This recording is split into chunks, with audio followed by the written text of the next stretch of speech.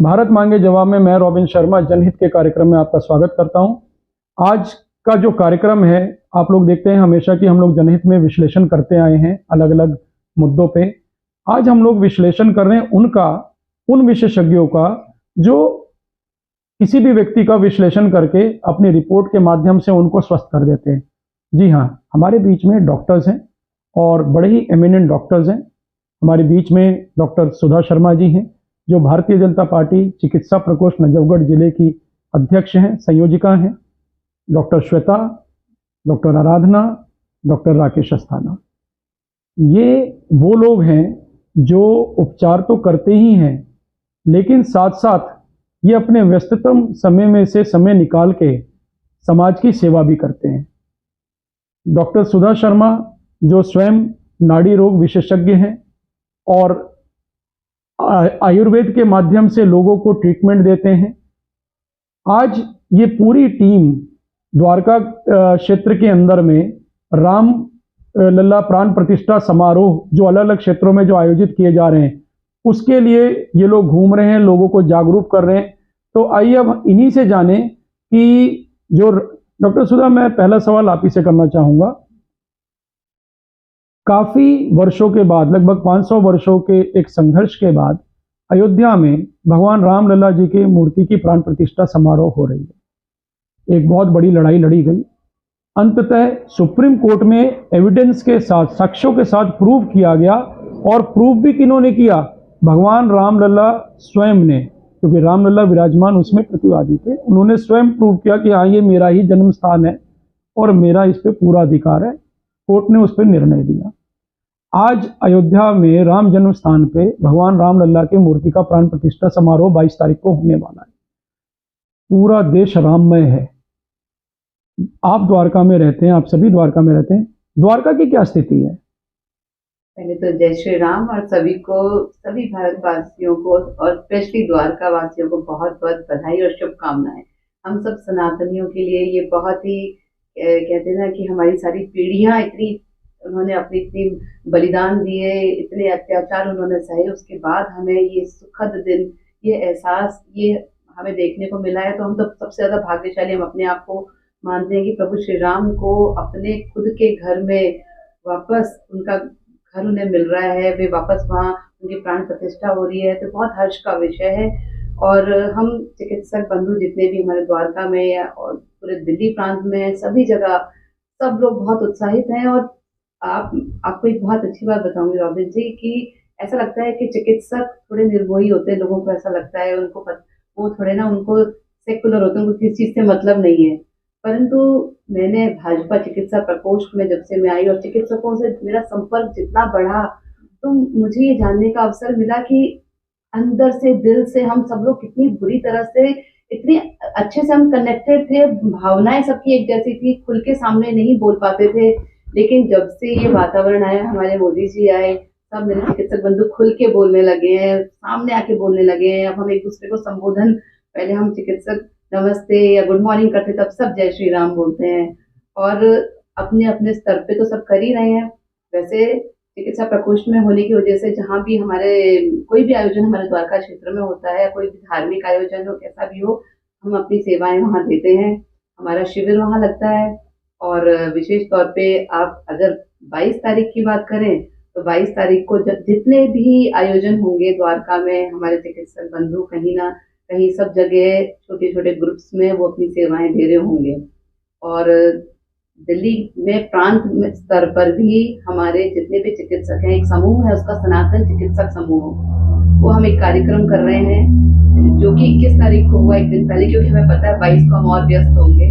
तो 21 को हम एक बहुत बड़ा कार्यक्रम कर रहे हैं दरियागंज में डीएमए हॉल में, जिसमें जितने हमारे सनातनी हैं खुल के अपनी बात उस मंच पे हम समाज को तक पहुंचा रहे हैं कि हमारी बात हम बता सकें कि अब तो सब लोग खुल के सामने आइए, अब तो बोलिए, दबे स्वर में मत रहिए। श्री राम हमारे सबके पूर्वज हैं और खुल के बोलिए जय श्री राम। तो अपार हर्ष का माहौल है सब तरफ। चिकित्सक बंधु भी मेरे सब कहते ना मस्ती में है, सब खुश है और बहुत बढ़िया यहाँ पर है। ये उत्साह तो आपके चेहरे से देखते ही बनता है। और हम सब लोग आप लोग को उत्साहित देखते हुए बहुत खुश हैं। और मुझे लगता है कि ये वीडियो जितने भी दर्शक देखेंगे वो सबको भी महसूस होगा। देखिए अच्छा, एक बात कही जाती है कि जो हमारा चिकित्सा प्रकोष्ठ है, आप लोग के लिए एक बात मुझे बहुत लोगों ने बताया कि आपने बोला कि जहाँ-जहाँ भी धार्मिक आयोजन होता है, कुछ होता है, तो आप लोग सेवाएँ प्रदान करते हैं। मुझे याद है कि पिछले वर्ष द्वारका में छठ पूजा का आयोजन किया गया सेक्टर 11 डीडीए ग्राउंड में, तो वहाँ भी आपकी टीम आई हुई थी। डॉक्टर राकेश थे, अगले दिन आप लोगों ने भी उसे ज्वाइन किया था। जी जी। तो इस बार जो उसी स्थान पे सेक्टर 11 में ऑल द्वारका रेसिडेंट फेडरेशन और अखिल भारतीय मंदिर परिषद के माध्यम से भी एक बड़ा आयोजन होना है। उस आयोजन में भी क्या आप लोग की कोई भूमिका रहने जा रही है? निश्चित रूप से। और तो हम तो बहुत सौभाग्यशाली हैं कि इसके लिए ईश्वर ने हमें इसके लिए निर्धारित किया है और हमें ये जिम्मेदारी दी गई है। हमारी पूरी टीम रहेगी उस दिन सेक्टर जो 11 डीडीए ग्राउंड इस जो कार्यक्रम जो होने वाला है और बहुत बड़ा आयोजन होने वाला है, और हमारी पूरी टीम इसमें उपस्थित रहेगी और इसमें आनंद भी लेगी। और जहाँ हम नहीं चाहते कि चिकित्सकों की आवश्यकता कहीं पड़े, पर हम लोग हमेशा उपलब्ध हैं, परामर्श देने के लिए भी रहेंगे और अपनी सेवाएं देने के लिए भी रहेंगे वहाँ पर। नहीं, बिल्कुल आपने सही कहा कि चिकित्सकों की जरूरत ना पड़े तो अच्छा है। लेकिन देखिए, जब राम रावण युद्ध हो रहा था, लक्ष्मण जी को जब शक्ति बाण लगा था, तो उस समय भी चिकित्सक की आवश्यकता तो पड़ी, बेशक राम जी साथ में खड़े थे। वो रॉबिन जी क्या है, वो सुशील वैद्य जी थे जी। तो सौभाग्य से मैं भी वैद्य हूँ, और जो वैद्य की भूमिका होती है ना, वो एक थोड़ी अलग है। सभी चिकित्सक एक समान है। जो वैद्य होता है वो समाज में कल्पना वो करता है, स्वस्थस्य स्वास्थ्य रक्षणम आतुरस्य विकार प्रशमनम से। वो ऐसे समाज की कल्पना करता है जहाँ पे सब स्वस्थ हो, सब सुखी हो, और उसके बाद भी अगर कोई रोगी रुग्ण हुआ तो फिर उसकी चिकित्सा की व्यवस्था करता है। तो हम तो पहले स्वास्थ्य की कामना करते हैं, उसके लिए हम कार्य करते हैं कि हमारा समाज रोगी हो ही ना। तो इसीलिए हम चाहते हैं कि सभी ये तो आप सभी पे भगवान राम की अपार कृपा है। और मैं डॉक्टर आराधना से एक सवाल करना चाहूंगा कि द्वारका में किस प्रकार का माहौल है? तो जय श्री राम सर। और बहुत ज्यादा हर्ष के साथ ये हमें लग रहा है कि हम सभी चिकित्सक इस जगह इकट्ठा हैं, और ये प्रश्न पूछने का भी हमें अवसर प्राप्त हुआ, क्योंकि बहुत समय से हम लोग बहुत बाल मन था जब हम लोगों ने ये सुना था कि 90 में कि कार सेवकों पे गोलियां चली थी। तो बचपन से और उनका इलाज मुलायम सिंह यादव जी ने कार सेवकों पे गोली चलाई थी जो अयोध्या में गए थे। जी जी जी। और काफी छोटे थे हम लोग, बस हम लोग लगता था क्यों पूछते थे हम लोग कि क्यों ऐसा किया जा रहा है। तो हुआ कि मंदिर निर्माण के लिए हम लोग के मंदिर निर्माण में गोलियां क्यों उनपे चलाई जा रही है। तो और उनके हम लोगों ने उस समय तो बीसीडी हुआ करती थी, तो कुछ बाद में हम लोगों ने देखा कि वो खून से लथपथ, और ये तो तभी भी लगता था कि हाँ क्या उनका इलाज भी नहीं हो रहा है, और वो बेचारे बड़े ये तो बड़ा मानसिक रूप से कहीं तो पूरी सरयू लाल हो गई थी ना, इतने कार सेवक मारे गए थे, पूरी सरयू लाल हो गई थी, बड़ी नृशंस हत्या की गई। हाँ, इतनी नृशंस हत्या थी। और जब आज ये समय आ रहा है तो वो भी फिर से एक बार हरा हो जाता है, वो घाव भी हरा हो जा रहा है, वो बचपन का। तो जैसे आपने पूछा कि कितना हर्ष है, तो अगर उस दर्द से यहाँ तक आएंगे तो एक यात्रा अब आज कह सकते हैं कि आनंद हो रहा है, क्योंकि वो क्षण जब भी सोचते हैं तो कैसे वो कटा होगा उन सारे घरों में जो बच्चे थे, और जो उस समय जो माहौल था बहुत ही कष्टमय था। तो अब द्वारका में जब भी हो रहा है तो वो चर्चाएं चल रही हैं, क्योंकि उस एज के लोग भी हैं जो बड़े थे, उन लोगों ने जिन्होंने आहुतियां दी थी। तो कुछ लोग जगह जगह से आएंगे ना, यहाँ पे दिल्ली तो में तो सभी जगह के लोग हैं, तो हम लोग यहाँ वहाँ के भी हैं, यूपी के लोग भी हैं, बिहार के भी हैं, महाराष्ट्र के भी हैं, उड़ीसा के भी हैं। तो बहुत सारे लोगों के घर से कार से वो गए भी थे, तो वो सारे लोग मिल करके अलग अलग जगह पूजाएं भी कर रहे हैं उन लोगों के लिए अलग अलग। द्वारका में तो देखिए लगभग 400 से 500 सोसाइटी डीडीए पॉकेट्स मिला के हैं, बहुत सारी मार्केट है, तो पूरी सब सिटी है, ठीक है। और इसको मिनी इंडिया भी कहा जाता है, मिनी इंडिया है। तो हर कम्युनिटी का व्यक्ति अपने तरह से पूजा करता है, सब करता है। ये जो सामूहिक पूजा हो रही है, इसमें क्या आपको सामूहिकता नजर आ रही है? सनातन एक जगह नजर आ रहा है, जो एक भव्य पूजा जिसमें आप लोग भी सम्मिलित हो रहे हैं? मैं आपको एक अपना एक्सपीरियंस बताती हूँ। अक्षत वितरण का कार्य हम लोग बहुत अच्छे स्तर पर कर रहे हैं, और कल एक सोसाइटी में Akshardham Shri Krishna apartment society sector 5 में, वहाँ हम अक्षत वितरण के लिए गए थे। तो सौभाग्य से मेरी भेंट एक ऐसे वृद्ध हुई जो कि बहुत बीमार थे और ऑलमोस्ट बेड रिडन थे, लेकिन जब मैंने उन्हें अक्षत दिए और उनको निमंत्रण पत्र श्री राम मंदिर की जो वो दी तस्वीर दी, तो उनके चेहरे पे एक अलग खुशी का भाव आया। तो कहीं ना कहीं वो भी उस समय के साक्षी हैं, शायद बुखार वो बोल नहीं पा रहे थे ज्यादा, पर उनके जो आप बता रहे हैं कि चेहरे पे ही वो खुशी दिख रही थी।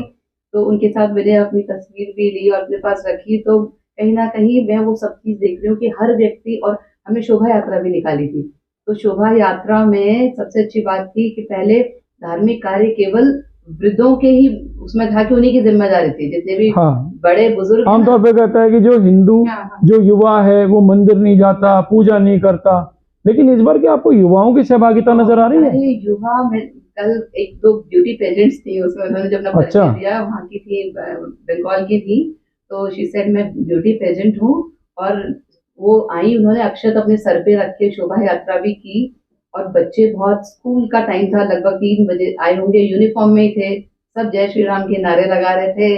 और हर आयु वर्ग का व्यक्ति, बल्कि मुझे लगता है बुजुर्गों की भूमिका इतनी कम तो नहीं थी, पर जो अपने युवा पीढ़ी थी ना, वो पूरा उसका शोभा यात्रा में पूरा योगदान था। और सबसे बड़ी खुशी तो यही होती है कि जो संस्कार हम आने वाली पीढ़ी को देना चाहते थे ना, वो संस्कार पता नहीं कुछ माहौल में, इस हवाओं में, वातावरण में कुछ घुला हुआ है, सब राम में हो चुका है। मतलब वो मेहनत जो हम पहले करनी पड़ती थी ना एक पीढ़ी को सुधारने के लिए, वो अब सब कुछ अपने आप ही हो रहा है, सब कुछ राम में हो रहा है। छोटे छोटे बच्चे, ऐसे हम लोग जब बातें चल रहे थे, बच्चे हम लोग के साथ चलने लगे, चलिए हम भी चलते हैं, सब कुछ राम में हो रखा है। ये तो वैसे ही है, जैसे आप हवा में जो आप कह रहे हैं कुछ खुशबू ऐसी, तो संजीवनी बूटी की खुशबू है।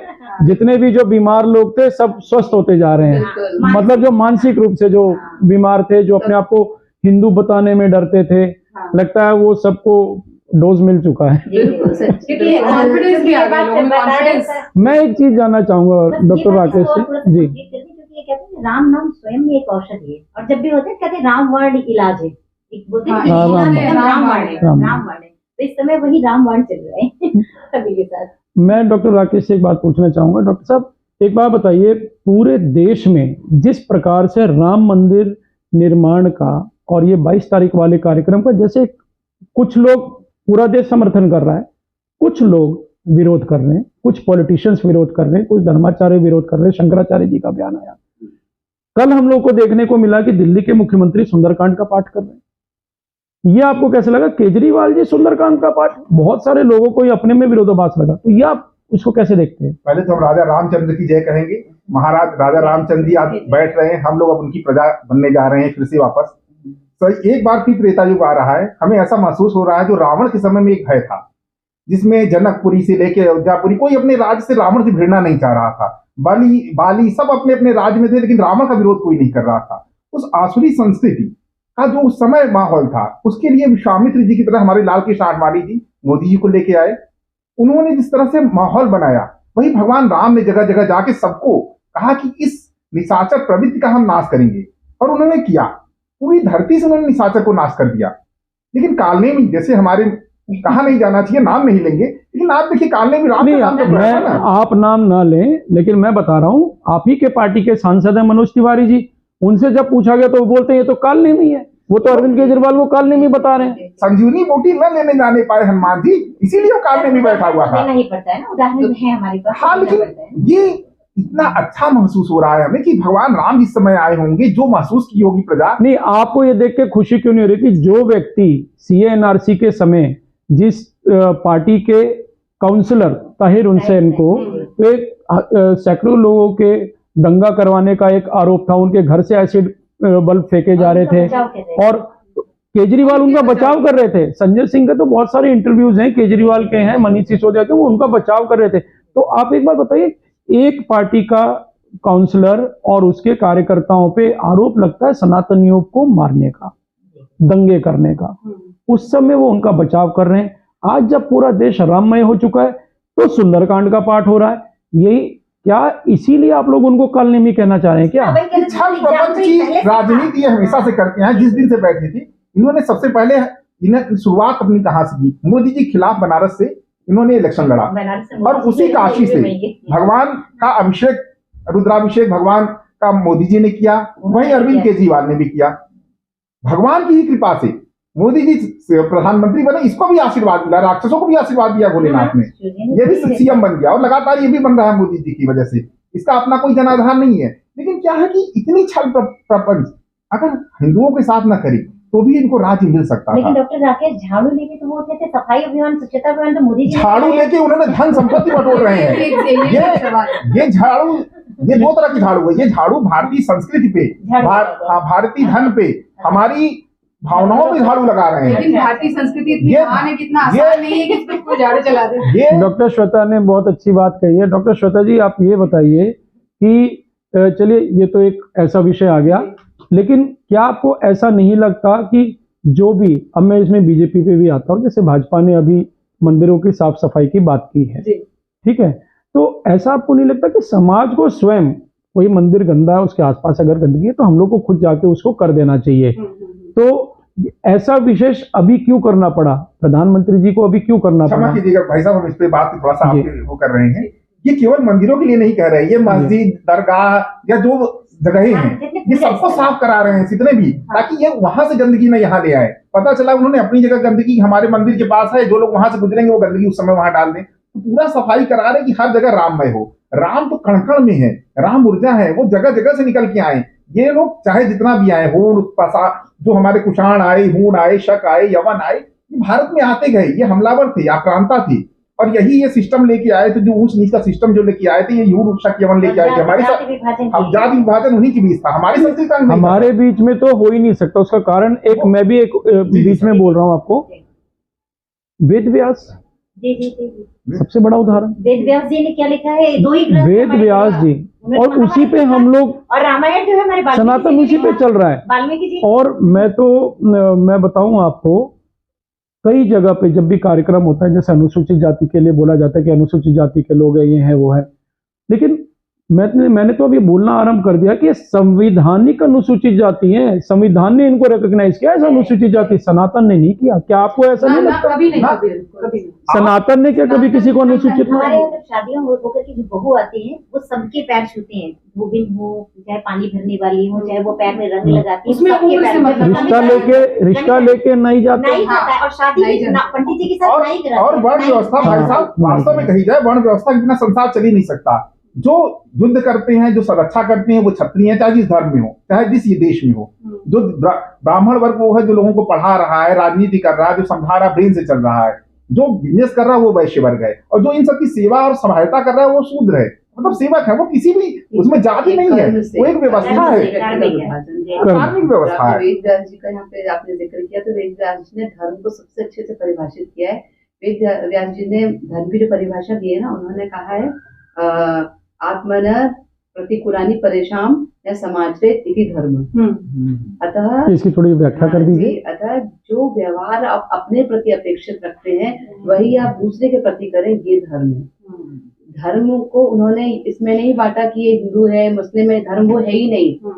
मतलब हमारी सनातन संस्कृति में धर्म की परिभाषा केवल है तो इसी में ही है, बाकी सब तो मत, पंथ, संप्रदाय है। तो वेद व्यास जी ने इतना अच्छा सूत्र हम मनुष्यों को या मनुष्य जाति को या समाज को उन्होंने धर्म का दिया है। बाकी जो धर्म के 10 लक्षण हैं, वो जो मनुस्मृति में है, जितने भी हमारे, तो मैं यहाँ पर एक बात ये ऐड करना चाहूंगी, जो हमारे प्रधानमंत्री जी ने एक बहुत अच्छी बात कही थी कि हमें अपनी संस्कृति पे गर्व का एहसास होना चाहिए। वही इतने सालों से जो हमने नहीं किया, हमें ना एक ऐसी मानसिकता हमारे अंदर घुसा दी गई थी कि बाकी सब श्रेष्ठ हैं, हम उनका अनुकरण करते जा रहे थे हमेशा से। लेकिन अब जो मैं माहौल देख रही हूँ ना, लोग अनुकरण नहीं कर रहे हैं, अपना अनुयायी बनाने। आज भी बोल रहे हैं कि धर्म तो एक व्यक्तिगत विषय है। धर्म व्यक्तिगत विषय, ये वही समय था। अच्छा, वो केवल आप ही को समझाया जा रहा है और किसी को नहीं समझा रहा है। भाई साहब, अगर आप देखें ना, रावण के समय में जैसे रावण राक्षस संस्कृति का खौफ दिखाया जा रहा था, सब लोग डरे हुए थे। भगवान राम ही केवल निकल के आए जिन्होंने पूरे देश को एक किया।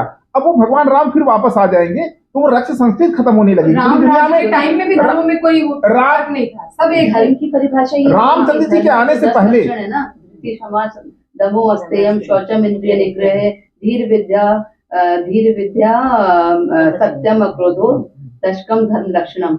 धर्म की ये परिभाषा है भाई, ये लक्षण जिसके अंदर है वो धार्मिक है। ये 10 लक्षण जिसके अंदर है तो वो धार्मिक नहीं है कि ये वो आप हिंदू धर्म, जो हिंदू धर्म के सनातन के ये लक्षण है सारे, सच्चे सनातनी में ये लक्षण होने चाहिए। तो इस धर्म के हम अनुयायी हैं, हम सौभाग्यशाली हैं कि हम यहाँ इस धर्म इसमें पैदा हुए हैं। ये धार्मिकता है, हमें ये बतानी होगी अपने बच्चों को। वास्तव और में सनातन सनातन ही है, जितने भी परंपराएं हैं। जी बिल्कुल, और जितने भी जो हमारे जो ऋषि महर्षि हैं, जब भी अपना या कोई भी कथावाचक आप जब सुनते हैं, जब वो अपने कार्यक्रम को, कथा को समाप्ति जब होती है, उसके बाद जो जय घोष होता है, उसमें क्या बोला जाता है? धर्म की जय हो, अधर्म का नाश हो, प्राणियों में सद्भावना हो, विश्व का कल्याण। विश्व के कल्याण की बात तो तभी आप देखिए सभी धर्म के लोग इसमें आ रहे हैं, चाहे जैन धर्म हो, आर्य समाजी के, इवन मुसलमान भी खुश हैं। आप ये देखिए वो लोग भी काफी खुश हैं। धर्म का मतलब जैसे अभी दीदी ने 10 लक्षण बताए हैं।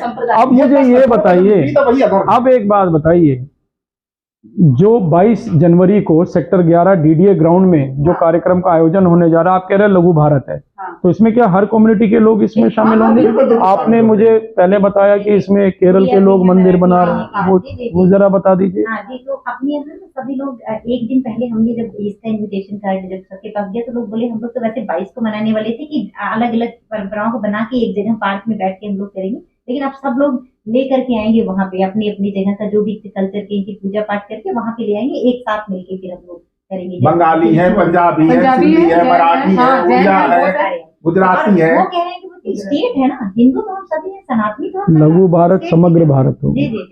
द्वारका के और अंदर। सर भारत की क्या बात कर रहे हैं, हमारी संस्कृति तो वसुधैव कुटुंबकम की बात कर रहे हैं। जो लोग अमेरिका से आए हुए हैं, यहाँ रह रहे हैं, और ये एक पूरी लंदन से दुनिया में हैं। संदेश जा रहा है मेरे कि हम, ये सिर्फ मंदिर बनने का ये मैटर नहीं है, ये पूरी दुनिया में संदेश जा रहा है कि मोदी जी की एक तरह से ये हमारा जो धर्म है वो किस तरह से उभर के आ रहा है, राम राज्य वापस आ रहा वैज्ञानिकता है। कितनी है और कितना सहने के बाद भी सत्य की ही जीत होती है, और किस प्रकार से। तो वो जो पूरा सफर 6 दिसंबर 1992 से लेके आज तक का जो है, वो पूरा जो सफर करते हुए आज तक हमें जो सफलता मिली है, और ये जो हमारी पीढ़ी है, हम लोग सबसे बड़ी बात तो ये जो हमारी ये पीढ़ी है वो इतना धन्य है कि ये दिन हमको देखने को मिला। ये राम राज्य पूरी दुनिया में आ रहा है, अब राम राज्य है। और एक बड़ी बात है, बेशक रामलला जी का प्राण प्रतिष्ठा समारोह होने जा रहा है उस अभिजीत मुहूर्त में, जिसकी गणना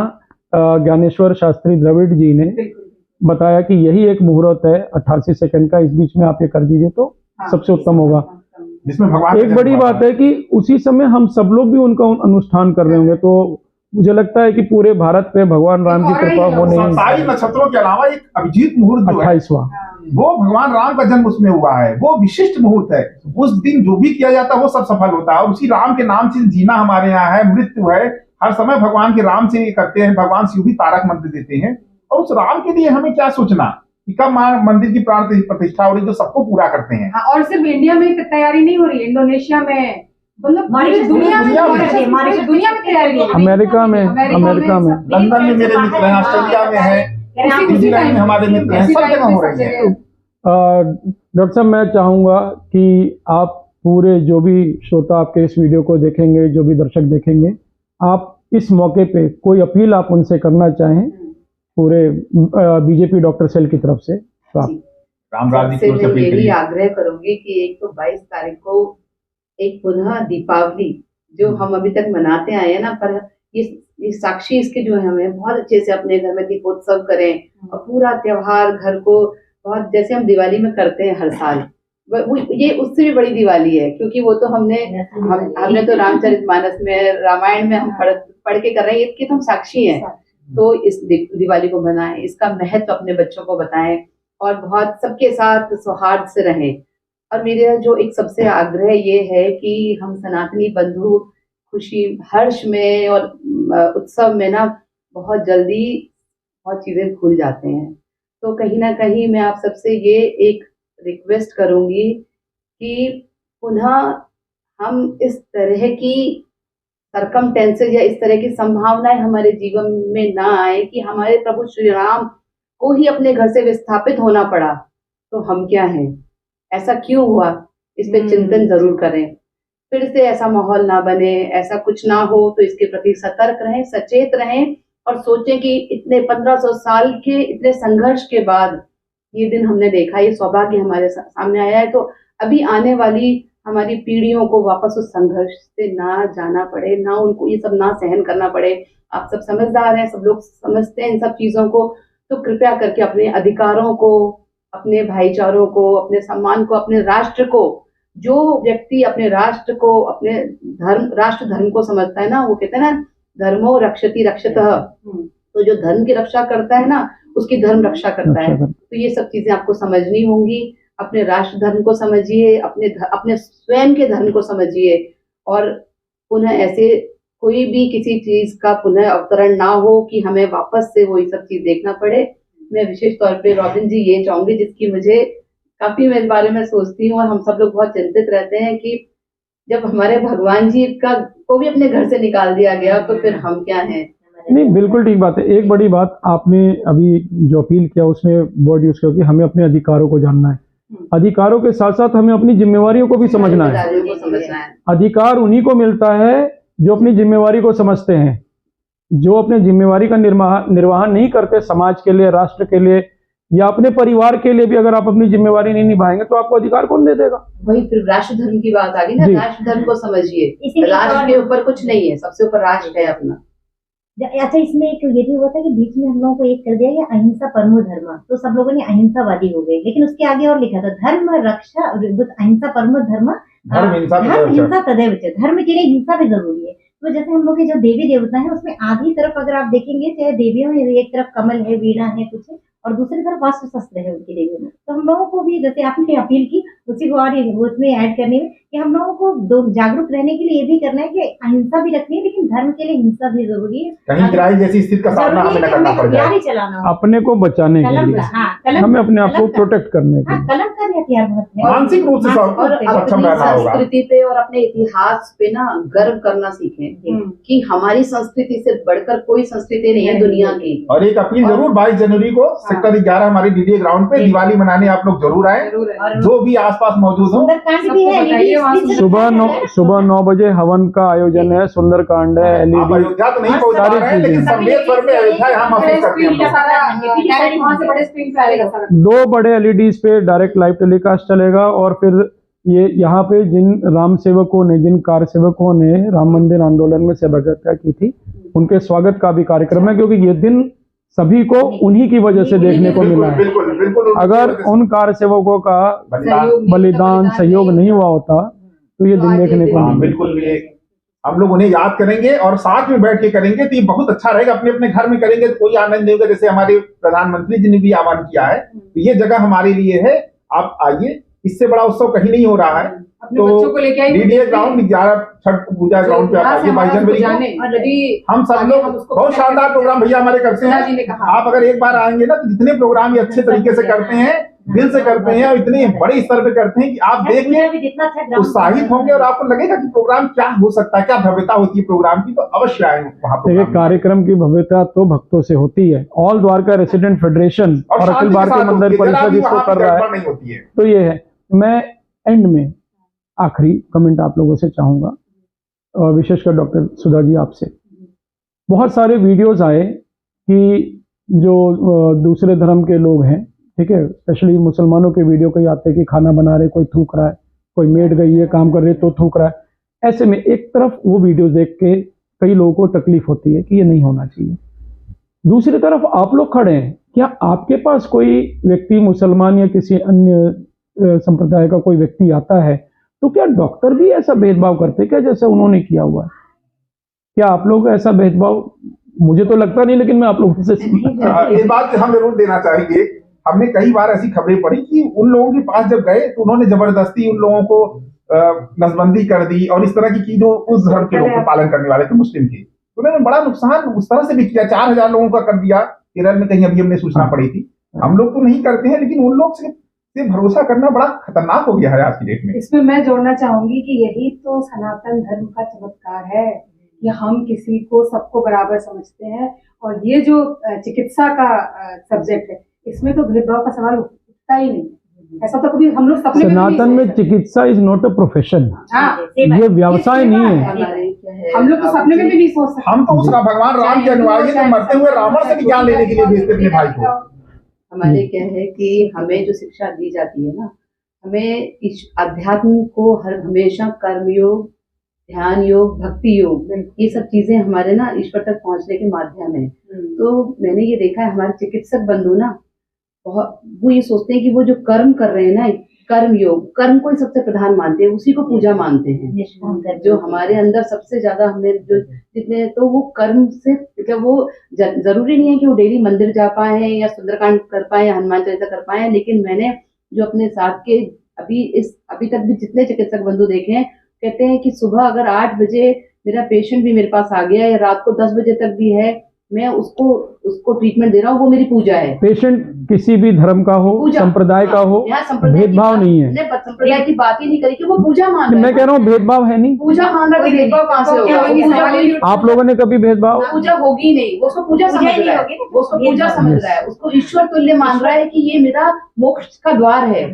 हम लोगों ने क्या माना है, उसको पेशेंट माना ही नहीं, हमने ये माना ये मेरा कर्म है और मुझे इस कर्म के द्वारा ही मोक्ष की प्राप्ति होगी, अगर मैं सच्चाई से इस कर्म को करूंगा, ईमानदारी से करूंगा। अगर उसने ईमानदारी नहीं रखी तो उसको खुद भी पता है कि वो मोक्ष का, जो हम लोग सुनते आए मोक्ष की परिभाषा क्या होती है, तो हमने कर्म योग का रास्ता पकड़ा है। कर्म योग के बाद ही हमारा भक्ति योग है, ये हमारा रास्ता ईश्वर तक पहुंचने का। तो भेदभाव की बात तो सोचने में, ये सब वीडियो में भी हमने देखा था, हमको भी खुद भी आश्चर्य हुआ कि इतना अंदर तक इतना विष किसी के अंदर कैसे भरा हो सकता है भाई। और हम इतना मतलब हम लोग विष सोचो, हमने कभी जिंदगी में कल्पना भी नहीं की थी। सनातनी तो वो है सनातनी जिन्होंने विष का प्याला पिया है। सनातनी तो वो है जिस जिन्होंने विष का प्रोफेशन में प्याला गए वहां उन्होंने विष घोल दिया। इंजीनियर बने तो बम बनाने लग गए, डॉक्टर बने तो लोगों को, मरीजों को नुकसान पहुंचाने लगे, चिकित्सक बने तो धर्म बंटवाने लगे। खैर आज तो उत्सव का माहौल है और मैं डॉक्टर राकेश जी को भी ये कार्ड देता हूँ। देखिए हमारे द्वारका में, डॉक्टर साहब प्लीज थोड़ा इधर दिखा दें, द्वारका में 22 जनवरी को एक भव्य रामलला प्राण प्रतिष्ठा समारोह के अवसर पे आयोजन किया जा रहा है। मैं सभी से अनुरोध करूंगा जो भी दर्शक इसे देख रहे हैं, सेक्टर 11 डीडीए ग्राउंड पे वो लोग आए। और कंक्लूड करते हुए मैं डॉक्टर सुधा, डॉक्टर आराधना जी, डॉक्टर राकेश, डॉक्टर श्वेता जी का मैं धन्यवाद करूंगा। ये लोग भाजपा चिकित्सा प्रकोष्ठ से हैं, इन्होंने अपना समय यहाँ निकाला और किस प्रकार से डॉक्टर होते हुए भी धर्म को, समाज को और राष्ट्र को साथ लेके अपना काम कर रहे हैं, कर्म कर रहे हैं। और एक बड़ी बात इन्होंने कही कि ये जो कर्म है इसी को हम लोगों ने धर्म बनाया और हम किसी के साथ भेदभाव नहीं करते, क्योंकि हमारा भगवान भी किसी से भेदभाव नहीं करता, राम भी भेदभाव नहीं करते। तो जब राम किसी से भेदभाव ही नहीं करते तो जो लोग जय श्री राम का नारा लगा रहे हैं उनके प्रति भी किसी के मन में घृणा नहीं होनी चाहिए। बंगाल में जिस प्रकार से साधुओं को पीटा गया, उन्नाव में कैसे एक राम भक्त की अभी 2 दिन पहले हत्या कर दी गई जय श्री राम का नारा लगाने पे, वो भी नहीं होना चाहिए। क्योंकि जब राम भेदभाव नहीं कर रहे, राम भक्त भेदभाव नहीं कर रहे, तो आपको क्यों घृणा है? आप भी मत कीजिए। जनहित में मैं रॉबिन शर्मा इसी तरह के मुद्दे आपके सामने लेके आता रहूंगा। जय भारत, जय हिंद, जय श्री राम। जय राजा रामचंद्र की जय।